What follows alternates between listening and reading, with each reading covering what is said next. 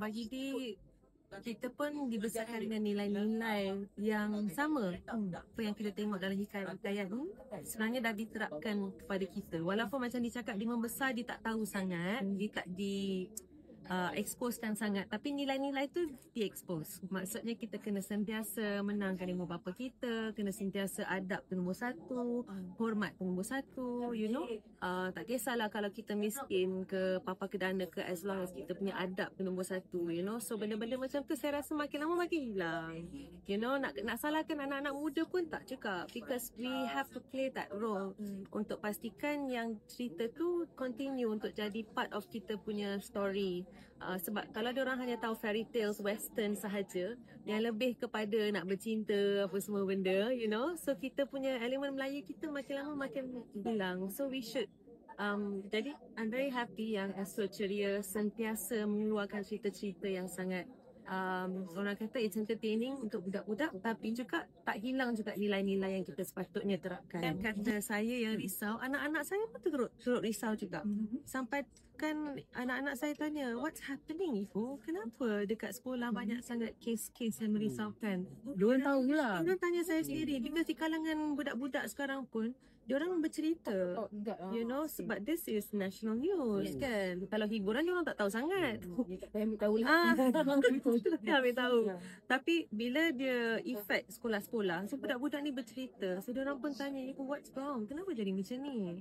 So I pun sebesalah nak jawab kan, because it's part parenting, it's part the education system, it's part also lifestyle budak-budak sekarang. It's a lot of elements yang kita perlu tengok, bukan hanya nak menyalahkan ibu bapa, because ada setengah orang dia kata ini semua salah ibu bapa.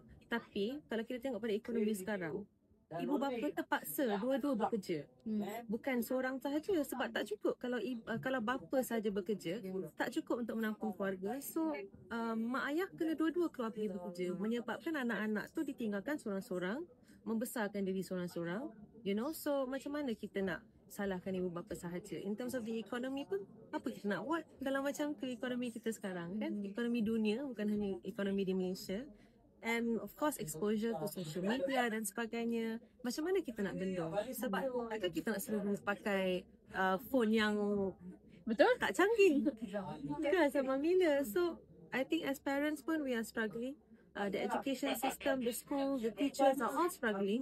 Tapi saya rasa solusinya terletak kepada kita punya, saya rasa setiap keluarga perlu sentiasa ambil tahulah,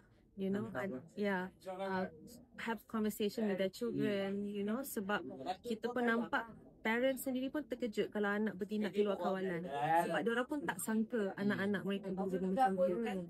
So jadi orang kata saya pun doa juga lah supaya anak-anak saya dilindungi. Dan juga bagi saya bukan hanya doa anak-anak kita dilindungi, tapi jangan harapnya anak kita tidak menjadi punca juga menjadi pembuli ke apa ke, so kita kena sentiasa peka lah hal-hal itu.